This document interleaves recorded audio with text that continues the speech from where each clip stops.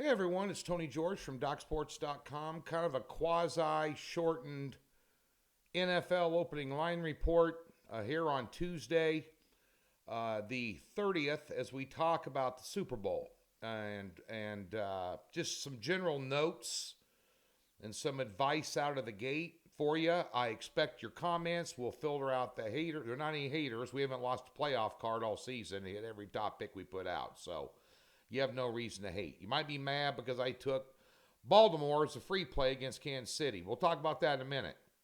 But that being said, Mrs. George is unhappy about that, as she is an avid Chiefs fan, and we've both been Chiefs fans for over 50 years, being from Lincoln, Nebraska, and then Kansas City, and then moving out here to Vegas. But you grow up a Chiefs fan when you live 3 hours north of Kansas City. The line currently opened up at 2.5. San Francisco's down to 1.5. Total 47.5. Game played here in Vegas here in a couple of weeks. And just some news and notes. Now, the Super Bowl is one of the toughest games to bet, side and total, because the line is super sharp. And as a handicapper, a guy that sells sports picks for a living and wagers for a living. But on that, so the handicapper side of things, this is not a big seller. It never is in terms of side and total. Because people have it in their mind who they want to bet, and they're going to bet with that in mind. So I'm never too concerned about a Super Bowl side or total win or loss. What I am concerned about is the prop market. There's a lot of money to be made in the prop market in the Super Bowl. And potentially some in-game wagering, which a lot of you can't do in states that aren't legal for sports betting. Why they're not legal, I have no idea. Because everybody, like Beano Cook, those you old-timers out there that are watching this, guy's been around a while, you know who Beano Cook is. I used to have him on my radio show when I was broadcasting on Lincoln, Nebraska on ESPN. And doing some stuff with Dave Revson and Mel Kiper on ESPN on game day way back in the day. Before anybody was talking about sports betting on the radio on a national level, I was. And Beano Cook came on my radio one time and said, he said, Tony, I found out when I was the athletic director at University of Pittsburgh that the only people who don't bet on sports are in the cemetery. So why they're not legalizing gambling in every state escapes me. Because they're betting it anyway. Offshore, local bookies, not regulated. That's their fault. Whatever. I moved to Vegas so I could do it legally. And have 6 apps on my phone and shop the best line and in-game wager and, but I'm different. A lot of you guys are working 8 to 5 and betting some sports on the weekend. I'm in a different category. But we're going to talk about this. Now, you can leave your comments in the comments section. I'll filter out the F-bombs or any haters or links to porn sites. Tell me what you think about the Super Bowl. All the prop bets aren't out yet, so we really can't talk about that. So we're going to address the prop bet market we're going to bring back Doc's Gridiron 6-pack with myself and Griffin Murphy. We're going to bring it up next Wednesday. Before the Super Bowl, we're going to give you 6 good prop bets. And we're going to talk about the prop market and a little bit about the game on that show. And that'll be up next Wednesday right here on Doc's YouTube channel. So we'll know what some numbers are then right now. There's some out early. I've seen a few numbers they're throwing around for passing yards, completions, basically on the quarterbacks. But let's talk about this a little bit. And honestly, out of the gate anyway, I think the wrong team's favored. And this is my head and not my heart. Last week I gave you Baltimore for free. I thought Baltimore was the best team in the NFL. And I thought they were maybe 6 points better than Kansas City on their field with the probably MVP quarterback of the league this year at the helm, who's kind of been unstoppable. So let's take a look at Kansas City's body of work. Now, I had them as a 8-unit play. playoff game of the year against Miami due to a lot of factors, including a depleted defense that was injury-riddled. I also had them as a 7-unit play against Buffalo. I thought the better team in both cases, with the better quarterback and the better head coach, was getting points.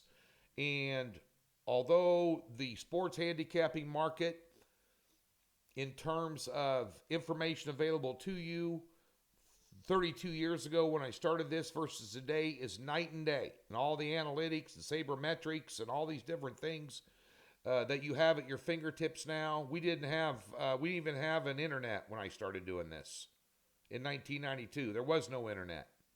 You know, I know a lot of you young guns watching this find that very hard to comprehend, but it was box scores, newspapers, you know, phone calls, knowing the right people, you know, having connections in Vegas, you know, you slip a little money on the table to tell you who the big boys are betting, you make a few phone calls. You know, those days are gone.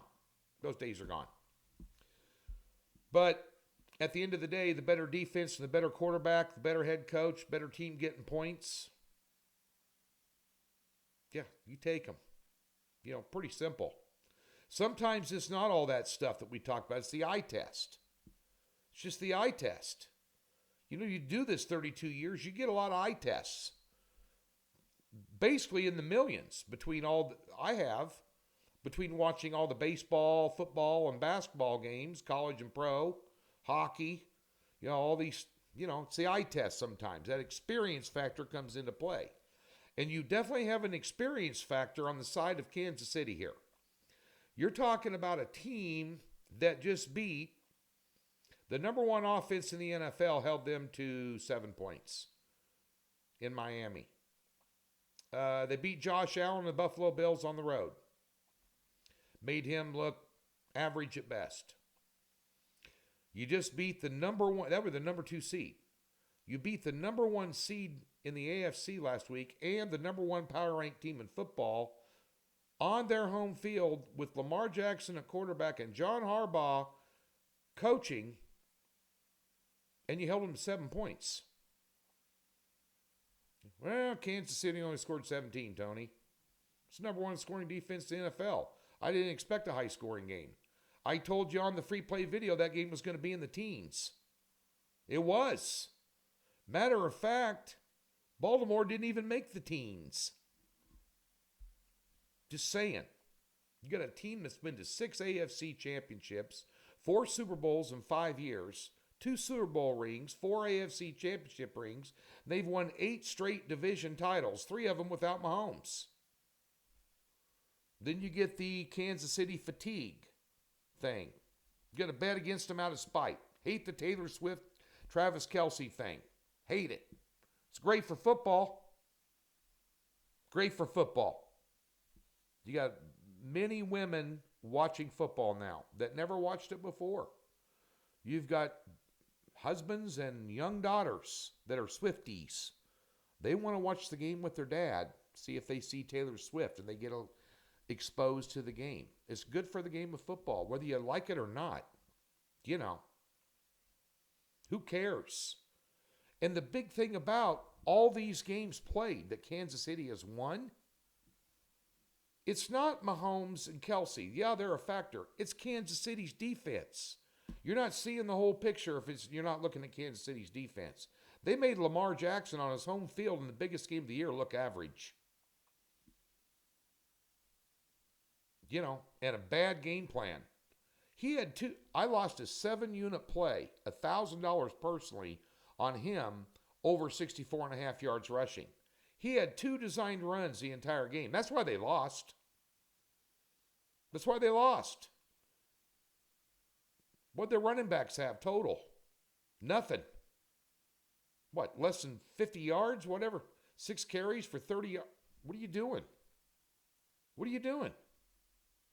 A bad game plan. It got out-coached. But you shut down Kansas City, had 0 points in the second half and still dominated that game. It's domination. That's the best team in football. And by the way, that best team in football that they just beat went out to San Francisco a month ago and took them out behind the woodshed for a really good ass kicking on national TV. 49ers were never even in that game. Absolutely stymied by Baltimore's number one scoring defense. Stymied. Couldn't do anything. It was embarrassing. I mean, that was one of the worst butt kickings, I'd seen all year. And if you don't remember, they did a number on Detroit too. The team that gave San Francisco all they wanted and then some. So now you have the team with the better defense, the team with the better head coach, and the team with the better quarterback catching points. Let's talk about San Francisco. Last time San Francisco was playing in the Super Bowl, they were getting beat by Kansas City. They were up 10 points with 6 minutes and 40 seconds left and lost by 10. And Brock Purdy was taking classes in Ames, Iowa, at Iowa State. Debo was a rookie. Shanahan was cutting his teeth. They struggled against Green Bay. They struggled against Detroit. If anybody but Dan Campbell was coaching Detroit, Detroit would have won that game. Period. Not going to convince me otherwise. You don't take points off the board in a big game on the road. That is a no-no. And I know he's a riverboat gambler. He's done it all year. Went for fourth down at midfield. Went for fourth down in his own territory during the year. Dramatic comebacks. The cardiac kids. Last-second wins. All that different stuff. That comes back and bites you in the butt at some point in time. And that bit him in that game. Because they blew a 24-7 lead. And I will guarantee you one thing right now. San Francisco has started out poorly in both their playoff games against Green Bay and Detroit. And I'll tell you this right now. If they're down 24-7 against Patrick Mahomes and Andy Reid at any point in time, they're not going to come back and win. And Kansas City's defense is for real. And what's even more disturbing about the San Francisco games is that people running the football were falling forward for 6 or 8 yards of carry. They were helpless to stop the run. And Pacheco, Edwards-Helaire / Patrick Mahomes, who can run it on you and kill you. If you don't believe me, Patrick Mahomes is a good runner. They beat Philadelphia last year in the Super Bowl because Patrick Mahomes was running around on one ankle and beat him, especially at the end of the game. Kid's a gamer. Yep. Mahomes magic. Sick of it. Sick of seeing him. We got Kansas City fatigue. Don't like him.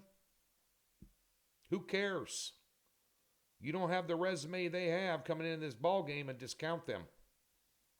And San Francisco's got their hands full here. I think personally the wrong team's favored. Purdy looked shaky in both his games in the postseason and missed a lot of open targets, had a lot of bad throws. He had a good second half, against Detroit. Did some things he had to do to win the ball game.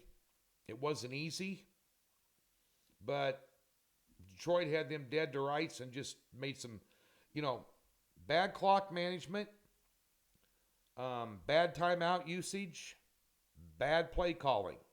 You are not going to have that advantage against Andy Reid and Steve Spagnuolo. You're not going to. That is not going to be on the table. And you're talking about a team that's been there, done it, and bought the whole T-shirt factory. Repeatedly for the last 6 years, 4 of them in the Super Bowl, all 6 of those years in an AFC championship game where they won 4 of them. And he lost the Super Bowl to Tom Brady. Without an offense. The only reason Kansas City didn't compete in that Super Bowl against Tampa Bay, their entire offensive line was out of the game and their center was brought onto the team the Tuesday before the Super Bowl. They hadn't even been on the team. So does it sound like I'm pleading for Kansas City? No. I'm just pointing out these are all facts. This is head and not heart. My head was that Baltimore was the best team in football, and I gave a free play out on them for you last year. I had 4,000 views. Sorry. I thought Kansas City probably going to meet their match. Got future league MVP and Lamar Jackson, but he's about as magical as Mahomes. He can make a lot of stuff happen. Got gun shy against that defense. That defense of Kansas City's is no joke. No joke. And they defend the pass extremely well. Now, am I thinking that San Francisco is devoid of playmakers and good players? Hell no. McCaffrey's as good as they get. Ayuk, great receiver. Kittle, great tight end. Complementary players, all good. Shanahan, good coach. I think his game plans in the first two games coming out of the gate against Green Bay and Detroit absolutely sucked. He was able to make adjustments at halftime and get his team back into games with those adjustments and win those ball games. And that's the sign of a championship team. No doubt about it. No doubt about it. The body of work, the teams that were better, that were beaten in the postseason getting this point, I think Kansas City's resume is stronger. Miami, Buffalo, and Baltimore. Two of them on the road. And Mahomes, look at his numbers in that game against Baltimore. That's the number one scoring defense in the league. And they get after quarterbacks. 30 for 39? Touchdown? No picks in the postseason at all? About 240 some yards last week?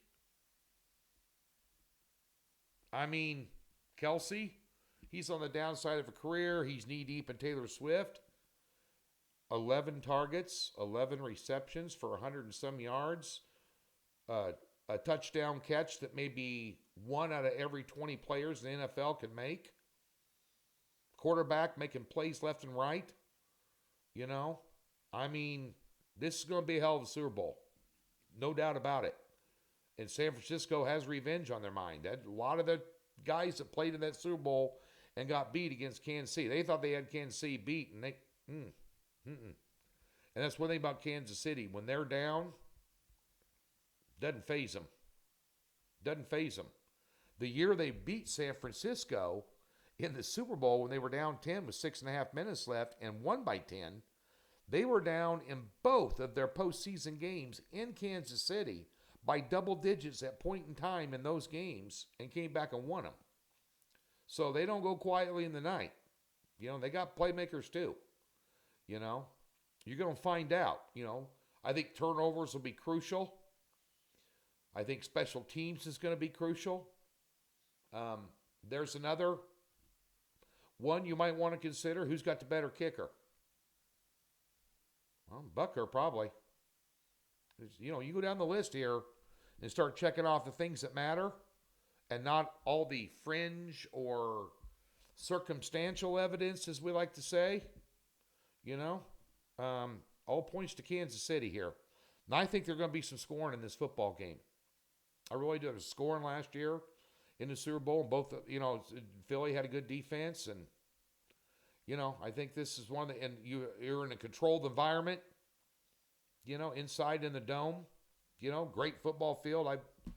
And you're playing on a field that Kansas City's familiar with.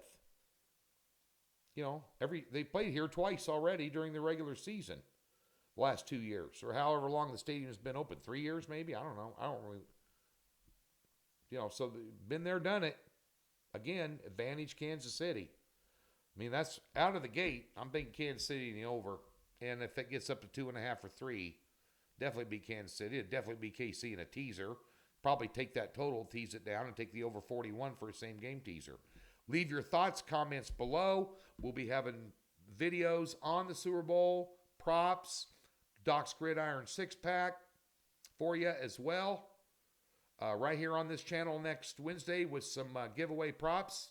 Thanks for tuning in. Leave your comments. I'm looking forward to them.